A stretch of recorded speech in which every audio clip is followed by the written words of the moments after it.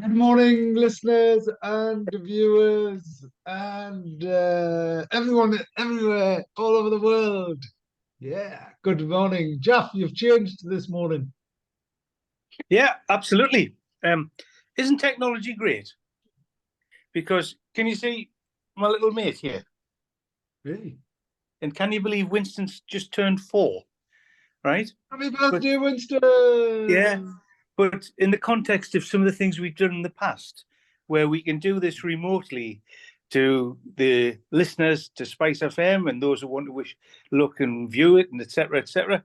How amazing has the last 4 or 5 years um, developed how we communicate, sometimes for the best, sometimes maybe not so much for the best, because you know my view on texting.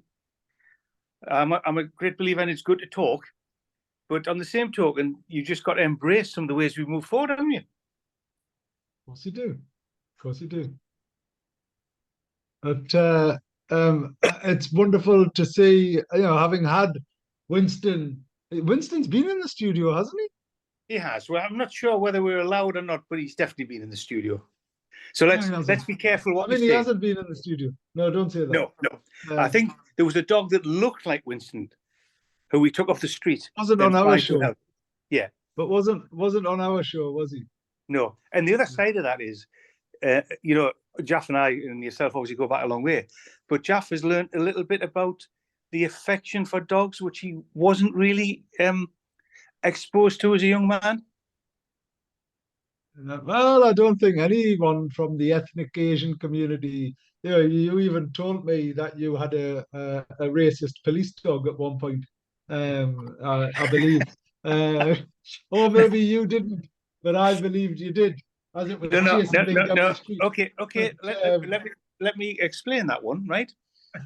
Obviously, in the previous life, working very closely with the Orthodox Jewish community in Gateshead, um, you don't see many Jewish individuals who have dogs as pets.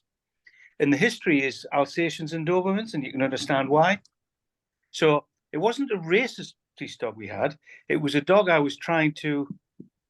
Wait a minute, what's happened there? I think it's just the intro to the show. So I just very before pause that story, please, Alan, whilst Right, I officially, because Martha goes to such great trouble and length to right. to pull together all of the collateral. So I need to do things properly, which is good morning, listeners. You're listening to Ammar and Allan. live on our weekly radio show. I apologize, that's not quite a picture of Alan there, but you're listening to us, and each week we bring you some news, views, and one or two clues from the business world. Asian Business Connections aims to connect, support, and promote the Asian and wider communities. And whether you're looking to start a business, have an existing business, or just want to talk business, we can help. So, Alan, the Jewish community did not have dogs, as you will probably find lots of the Pakistani and broader Asian community, certainly Muslims and Jewish people both have. So dogs are meant to be unclean from a religious perspective. And if they lick you or if their saliva touches you, it means that you are unable to pray without having to then go through a proper wash. Yeah, and I continue to learn because if you remember at the beginning, probably about 7 or 8 years ago, when we had Yes. Poppy, which was my daughter's dog, and you had Yes. a Muslim lady in who wouldn't go anywhere near and was terrified in case the dog licked her. And it's hard. I mean, I'm dead comfortable with learning, but I didn't understand until you taught me, if that makes sense. Well, it's all about education, isn't it? But anyway, going back to this racist dog that you had that bit that person. you keep you keep Anyway, saying that racist. was No, look, it was top secret. So one of I my don't know. one of my I don't even know. closest. But I don't even know whether you can Sorry, go on. relate to this as opposed to being racist. Benny was Yeah. only 2, right? And was very good with the Jewish community, but he was absolutely a ladies' man. Now, if you're going to associate ladies' man with dog, he loved the women.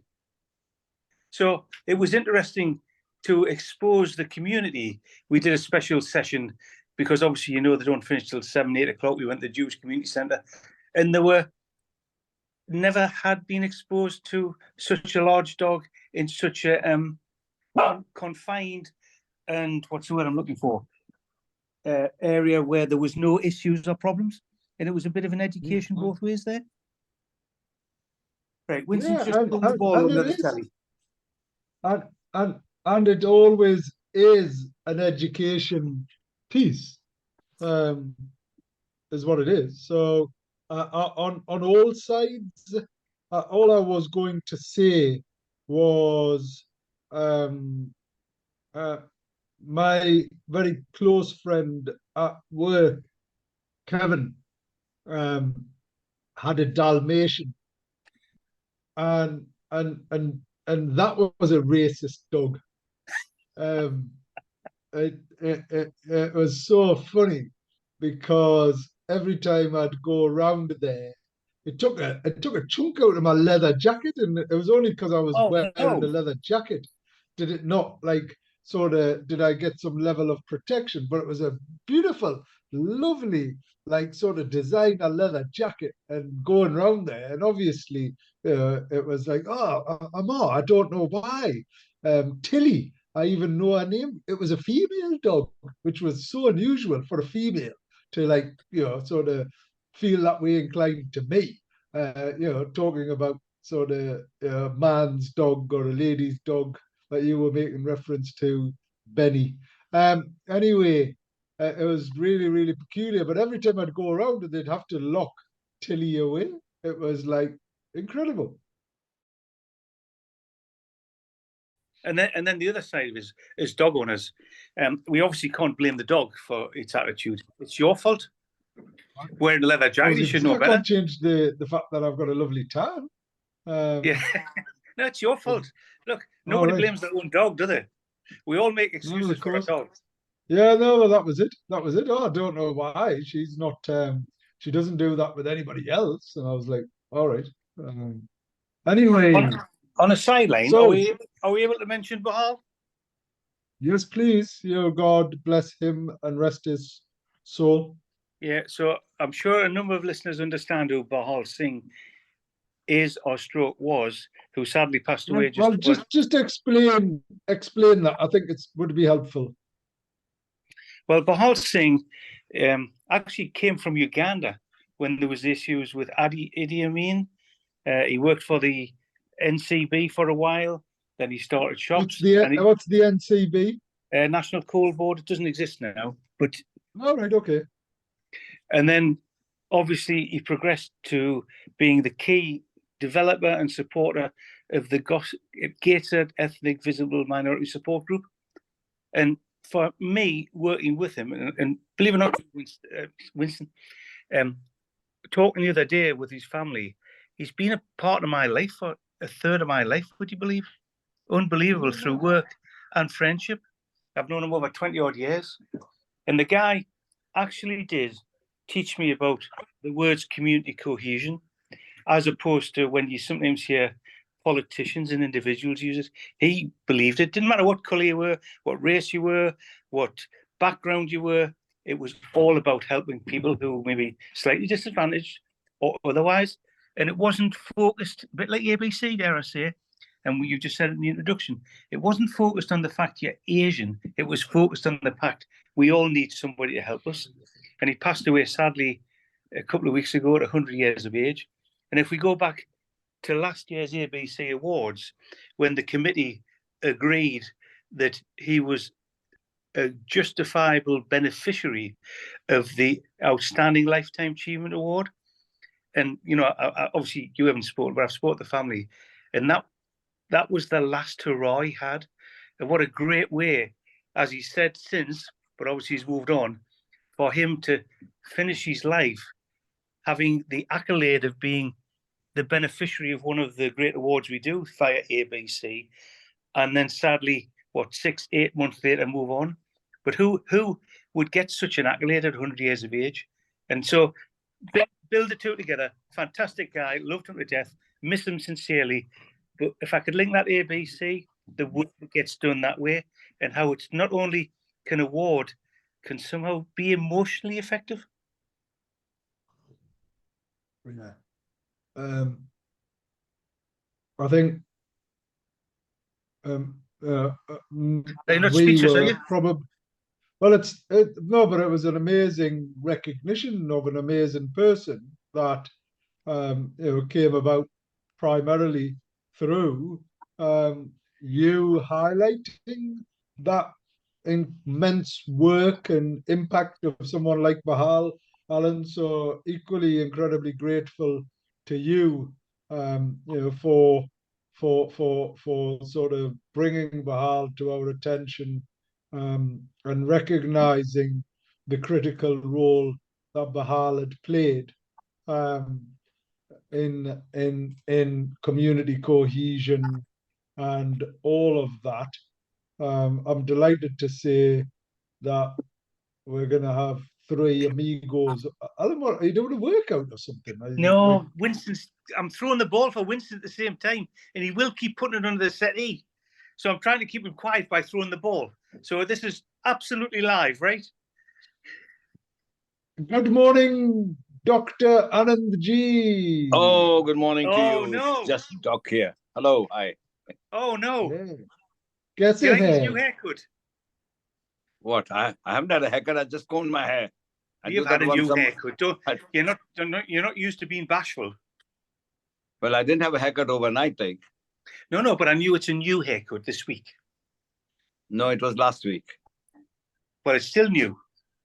Well, for you, everything is new. Anyway, I'm glad that we're starting this very professional, business-like show that we have every single week with such candor and candidness. And good morning, welcome. So please introduce yourself, Doc. I'm sure you don't need any formal introduction, but for the benefit of the tape and for those listening globally, Well, please say who globally, you are. I'll do it very short. I came to this country 45 years ago, and I've attempted everything I possibly can, succeeded in many, failed in a few, and here I am. Doc, just before you came on, and that's Winston obviously barking, I was just saying to Ammar and to the listeners about Bahal, and you're probably better placed to describe, because I learned about the service we went through at the Gurdwara on Tuesday. Right. Well, okay. Well, Bahal Singh was born in India, and at that time, dates of birth were not important under the British rule. So his date of birth was given to him. And by their reckoning, he's 101 years old at his death. He came to he went to Africa first, became the headmaster of a school. And then 50 years ago, he came to the Northeast. He was very happy here because there were facilities for his son with learning difficulties, which he appreciated very much. He worked in every possible field as an interfaith person, as a community person. And typical of him, he started a thing called Gateshead Visible Ethnic Minorities. And that really attracted me. What a wonderful name, Visible Ethnic Minorities. Means we don't just come here quietly, work and die. And many offshoots have come of it. And you and I interviewed him last year. Yeah. And he was so grateful for his 200-pound pension or something. And he was such a happy soul. He was happy with anything. He was also quite a naughty boy. He could get things done. And you know better than me. You could tell us a bit more about that. He could get things done in the civic center who nobody else could. He would just go and bang his fist on the table and get jobs done. Yeah. And sadly, he passed away on Sunday. And it was a bit odd in the sense that, though he was a Sikh and very formal about it, but he offered his body to science. And so there wasn't any ritualistic Sikh traditional send-off. But there was a kind of a meeting in the Gurdwara, and there were lots of people, English people, Hindu people, Muslim people, Pakistan Culture Society, that showed his range of commitment.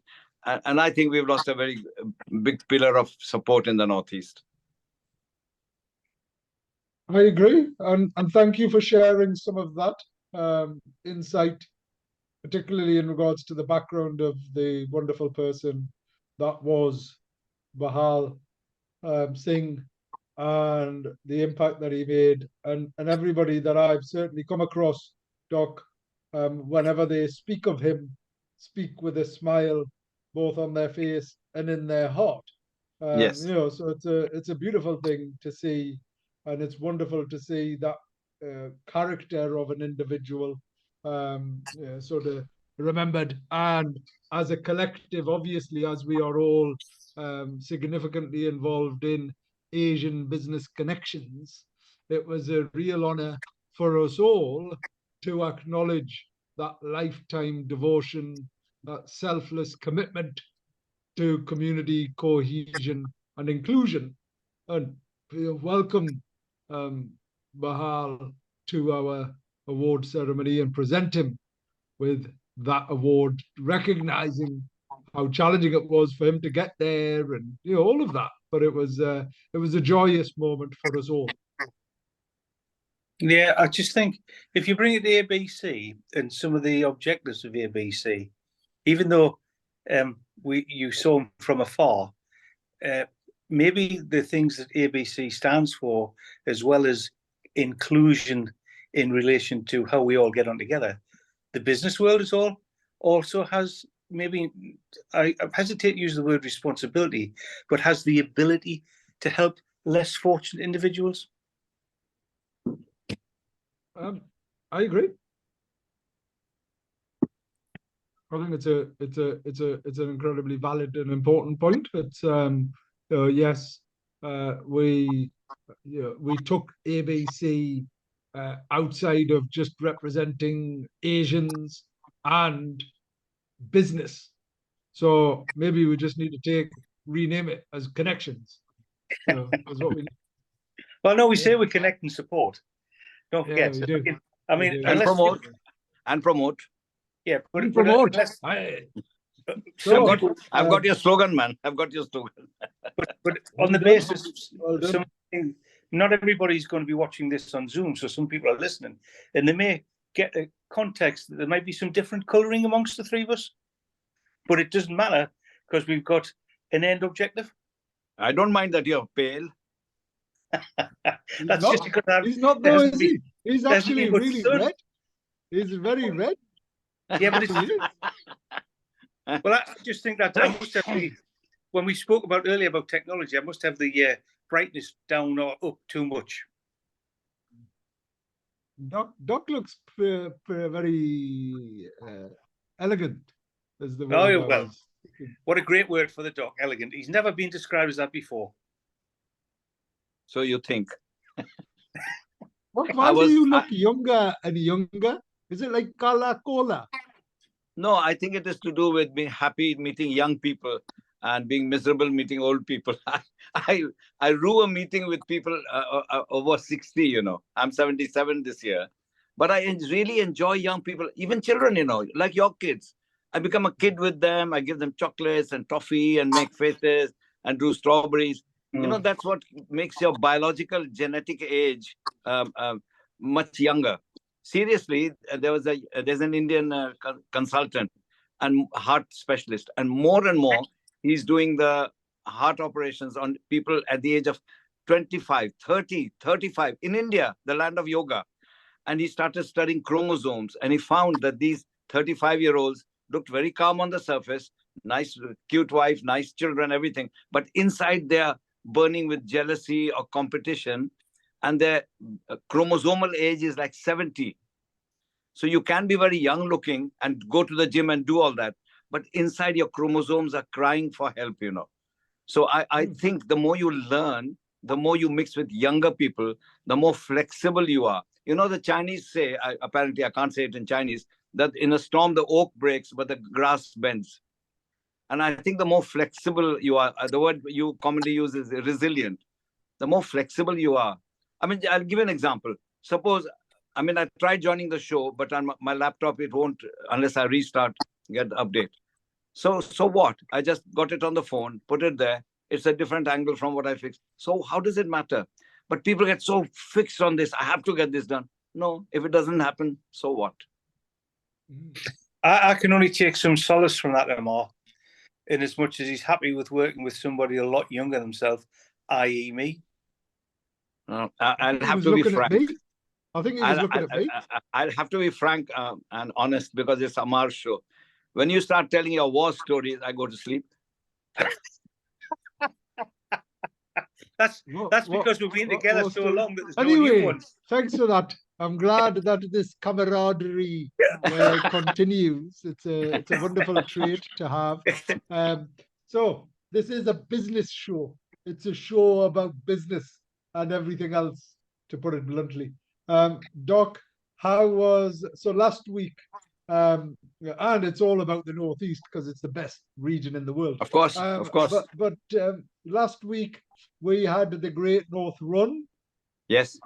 We had the Great North Sun, and we had the Great North Flood, is what we had. So yes. It was like biblical event. 60,000 people running for their lives. Yes. Right?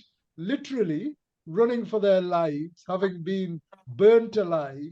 Now, I'm sure there was it might have been a Korean show, but it was called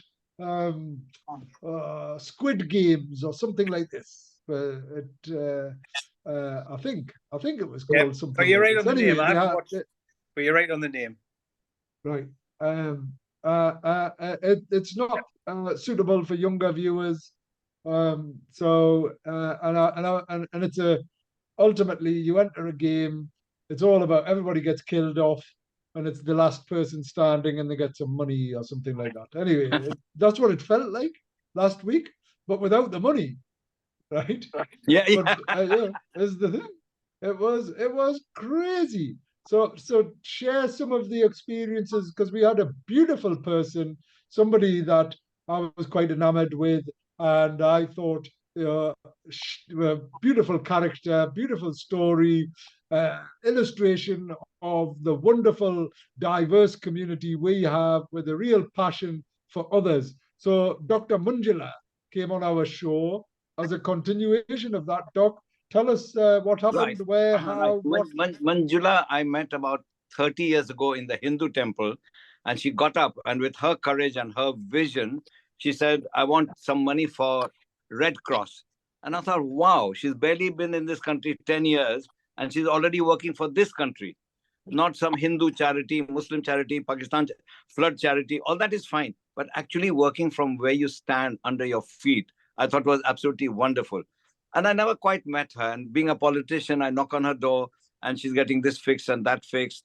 Very social-minded character. If her car gets scratched, she gets a collection of people saying, whose else car has been keyed? Tell me, rings the police. So that kind of a soul she is.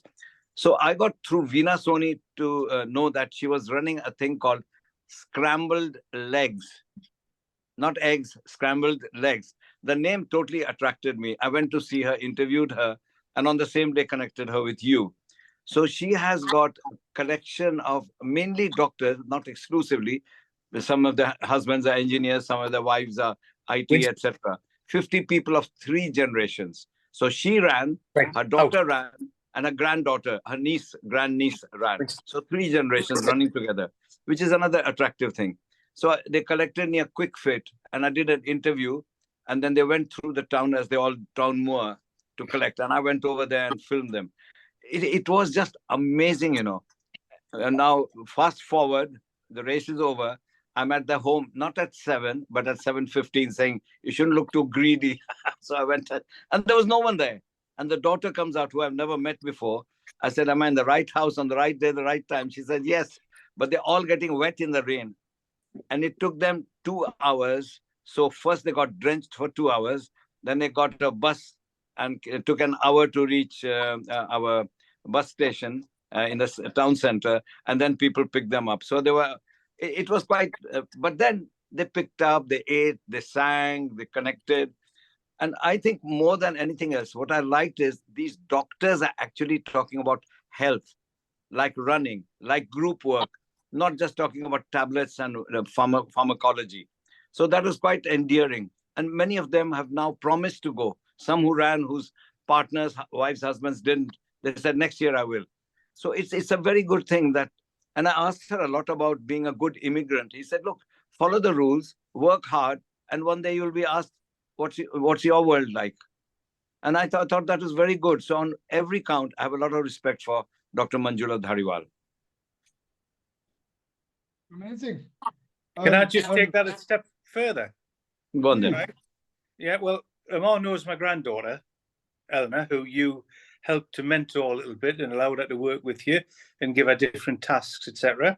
She did the Great North Run on Sunday. Her chosen charity was the NSPCC, and she raised £475. So you've got two ends of the spectrum there, haven't you? You know, a professional person who knows the understanding, the way we work, and somebody who's just starting on the grand journey of life, which, dare I say, being a bit sycophantic, that Ammar helped teach her about some things before she became in her role as a teacher. Which is amazing. And she is a wonderful person. And well done on that Great North Run. It certainly was a challenge. It was the hardest one I've done. On a serious note, the amount of people that were being tread on the side of the road all the way throughout was far more than I'd ever seen previously. And if you imagine, you know, you're trying, struggling up a hill, and you see others, you know, not quite there or being, you know, administered medical aid or assistance, it almost impacts you mentally as well. And it was throughout those type of phases and places. It was incredibly quiet at times. It was like eerily quiet, you know, where everybody was just sort of struggling, concentrating on the running. However, it was conversely incredibly rewarding to see and hear. That was very small parts of the run, but they existed. The biggest challenges, I suppose, it's still easy, you know, and everybody would have gone, "Oh, you should have done this, and you should have known about this," and I would probably suggest they should have. So my only sort of, you know, feedback would be recognizing that it was going to be that hot. You know, bringing it forward a little bit would have and could have helped quite a bit. They also struggled containing people in their respective zones. So for an hour and a half, we were penned in with thousands of other people stood like that in the glaring sun. And before we'd even started, we were boiled alive. So I was sweating so profusely before we didn't get the chance to warm up. We didn't get the chance, you know, so there's certain things that you can imagine. And they'd also changed quite a bit of the entry points. So normally you can enter each of the zones, you know, duck in and out. They prevented that. What they probably should have done is just opened up the zones and opened up the pens so people weren't squashed, and allowed people to just sort of, you know, sit on the side, not worry about entering, because they were threatening people with, unless you're in your zone, you're not going to be able to start, right? So people were getting stressed about squeezing in, jumping over fences and things like that. So anyway, that was a slight bit of feedback. And then at the other end, you know, we were, it was the first time we were on the bridge, or we've seen the red arrows at this end, and managed to get to the other end to see the red arrows. So, yeah, our timing was perfect in that regard. The support of the whole community and those spectators was just amazing. Made me so humble and proud of being from here and it being the Great North Run. Throughout, you know, people sort of offering help, assistance, encouragement, all of that. It was amazing. At the other end, they'd sort of slightly changed things and made, sadly, a bit more commercial, where they'd pushed charity villages out, and there was it was all about getting people out and getting them to buy things and do things and whatever else. But then the transport. Now I know you could not predict flash flooding, but in all honesty, it was predicted. It was thunderstorms. It was, sort of there were yellow weather warnings of the in the afternoon. And having got there and managed to get on a bus, we were coming out of South Shields, and the heavens opened up and the flood happened. Now, all of a sudden, everybody's congested, time tunnels closed. The police done an amazing job, Alan. You'd be so happy to hear, right? Because they redirected the traffic, got us out the way. And our bus driver, I was almost taking my medal off and giving it to him, because he went round everywhere to get us home. And, as in literally went off on his own, said, right, I'm going to get these people home, and done that. But 3 hours on a bus, right? As in, and you're struggling anyway. And with very little or limited communication or updates, recognizing that everybody's connected by radio, I would have expected the transport service to have been slightly better and looked at alternative provision. Or, I mean, I don't know why they didn't bloody put a helicopter on for me, given the fact that who I am. I just think that's Exactly. outrageous. Well, it's two parts to that. It took Eleanor 4 hours, but we've got to get into personal details now, don't we? Are you prepared to? I don't want to hear about that itch or nothing like that. No. We need to know the time you completed the running. All right. Why? Well, because I'm going to compare you with my granddaughter. Well, it depends. What did your daughter do? Granddaughter? No. You're first. I brought the question. Okay, so it was 2 hours 20 something is what it was. So 20 something wasn't. Excuse me. In business, you need to be more specific. 2 hours. 26. Oh, guess what? 2 hours 24 for Eleanor. I mean, 2 hours 21. I'm surprised she didn't see you and wave you in.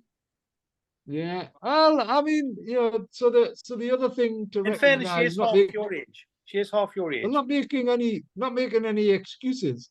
It was probably and just to be clear, forgetting and forgiving all of those challenges, because we don't know what we don't know, and obviously it's a huge event and it takes a lot of effort. So I respect and appreciate that, and I remain immensely proud to such a degree that I can't wait to do it next year again, which is the first time I finished that run and thought I'm going to do it again. As opposed to I'm never doing that ever again, which is the usual mindset. But forgiving and forgetting all of that, it was such a big deal, and from a timing perspective, my brother-in-law, who is a proper runner, travelled up from Liverpool. Would have done it in 1 hour 40, whatever. He done it in 2 hours 10. I do not know anybody who completed that run this time round in the time that they anticipated, because of those incredible, excruciating challenges. And for me, I was a little disappointed. So, I mean, being open and honest and getting personal at the beginning, because I'd trained quite significantly.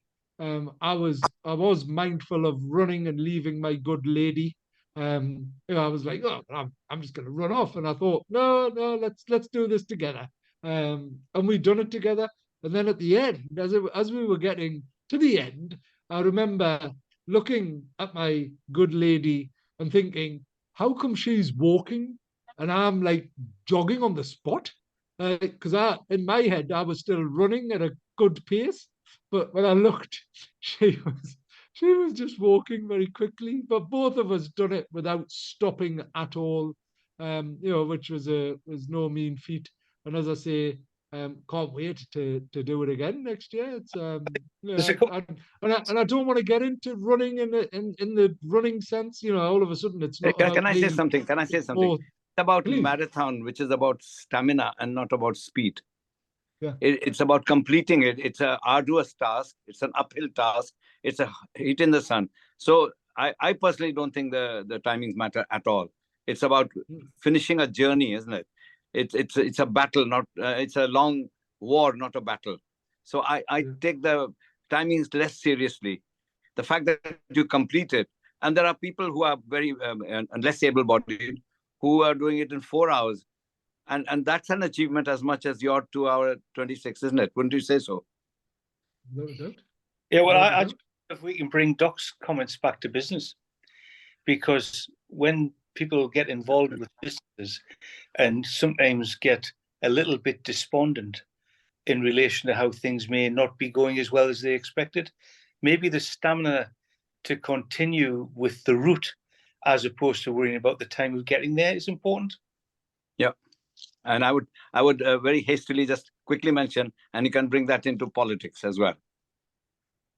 Any reason why you mentioned that? I haven't a clue.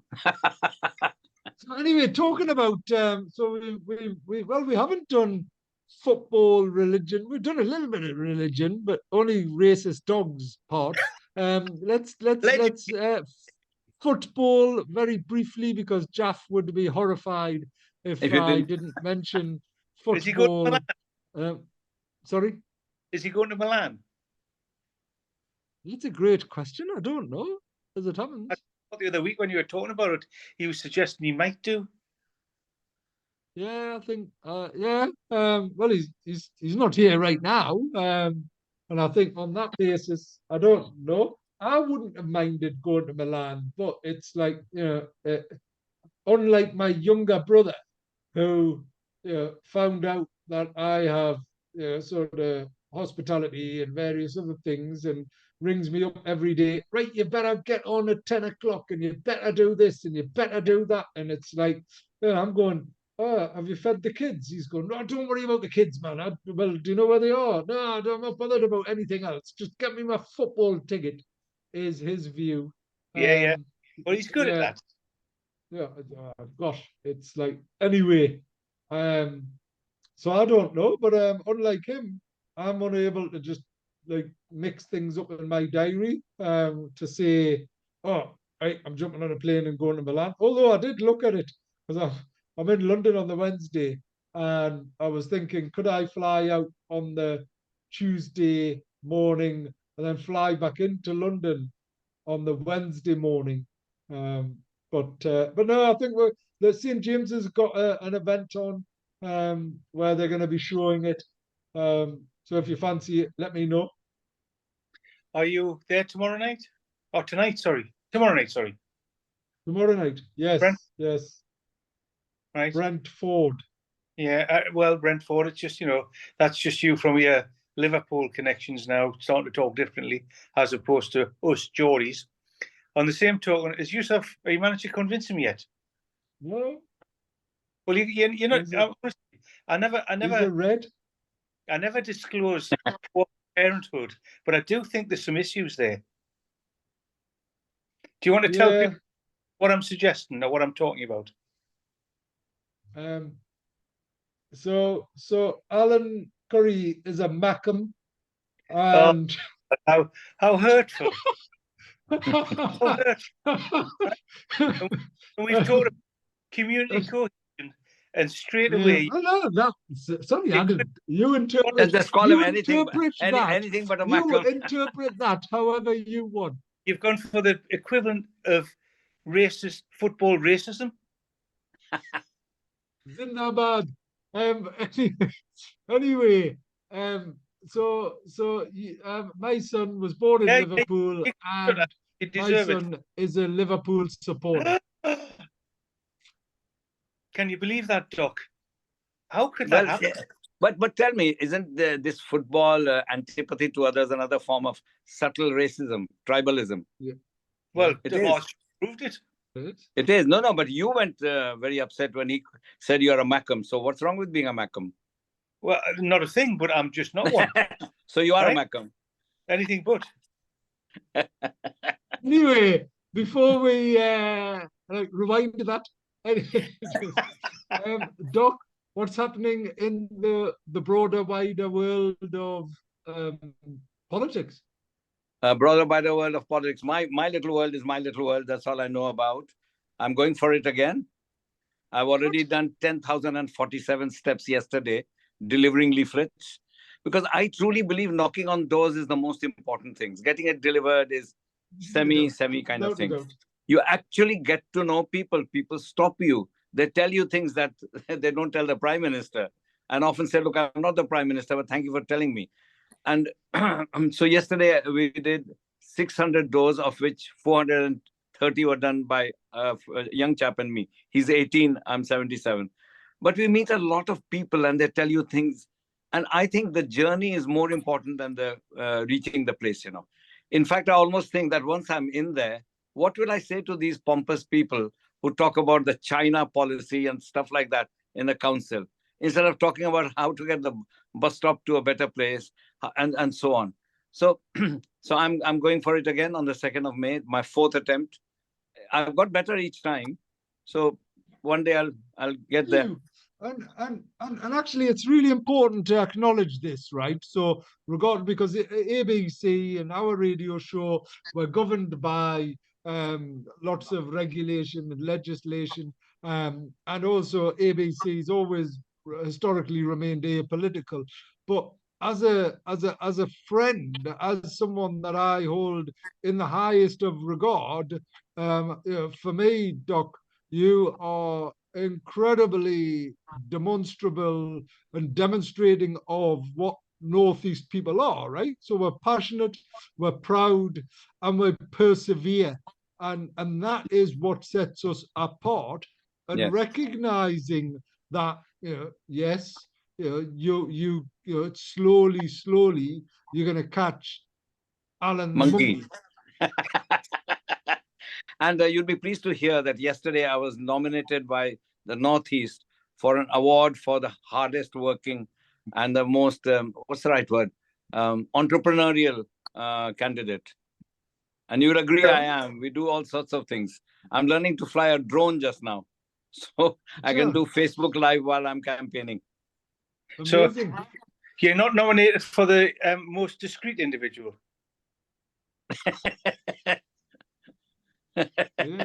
Yes, that. Whenever I mention Doc now, they go, no, well, no, he's just going to make a video.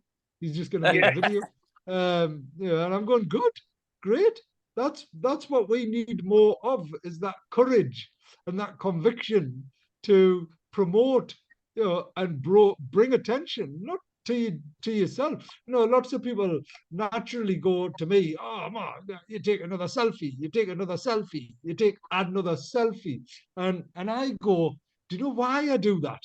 It's because twofold. So unlike Doc, who captures all of the good, the bad, the ugly, and whatever else you want to describe it of me, and I can only speak for myself because this is being recorded. But the second part from my perspective of taking a picture is that I always encourage everybody to smile, right? Yes. So I go, show me your teeth. And lots of people go, I never smile with my teeth. And I'm going, well, just come on, just show me your teeth. Come on, give us a grimace, right? A full smile, yeah. Right, because when they do that, right? When they do that, it elicits a positive response, right? Yeah. Right, yeah, is what it does. And consequently, I'm capturing that. And because I'm doing it, they don't realize I'm doing it because I like to see people smile. I like to see people happy. And secondly, as I'm getting on and older, at least I'm able to go look back at my phone and go, I have 150,000 memories, right? And I always take 3 or 4 different pictures of the same, sort of, and I can, what a wonderful thing to have mapped, like the last, sort of on this phone, I now have 12 years worth of pictures.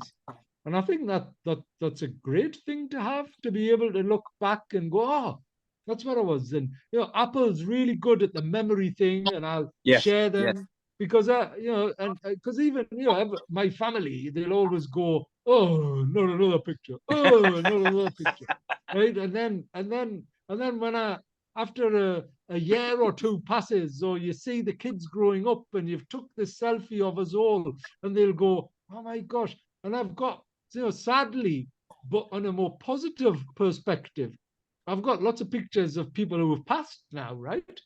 And I'm able to look back at those and go, did you know that 3 days before Daoud, our wonderful friend, from Ariston Accountants, 3 days, and the last picture that anybody took of him was a selfie of me and him at a wedding at Wynyard. Wow. Wow. I mean, that's priceless, isn't it? That picture is absolutely It's priceless. beautiful. It's beautiful from my perspective. It's it's incredibly sad and poignant. But I captured him smiling with me. Yeah. Imagine how much that means to me. And the to family. be able to have shared that. And his brother. Well, Doc's similarly. Sorry, carry on. I was going to say Doc's a kindred spirit, because as soon as I sit down, he's got Facebook going or something like that, right? The one saving grace is he's got, hopefully in the right context, lots of pictures of Winston on Doc's dogs. Yeah, but on a more serious front, though, Winston's very serious to you. I was filming a chap 7 years ago, the father of two of the best singing musicians of India, just videoing it. And they phoned me saying he has died. How much will you charge for giving us the video? I said, look, it's on YouTube. It's yours. There's no charge. It's yours to remember forever. And that gift, like you're talking about Daoud, is the same thing, isn't it? It's there. It's there. I mean, I don't need to show my face. Everyone knows who's doing it. As against a selfie, when you film, it's easier to be filming on the other side. Then you get a broader perspective. And I do it for exactly the same reason, is to encourage people to come out and do more and say more, and what is it? Promote other people, because a lot of people are shy.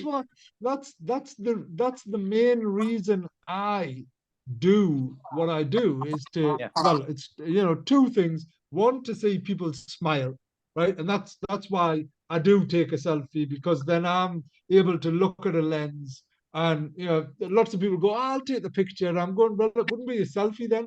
But as I take the selfie, I'm also able to encourage people, come on then, smile, show me your teeth. Oh, I don't show you, as in, and it's like, no, come on, let's smile. And then it's to promote them.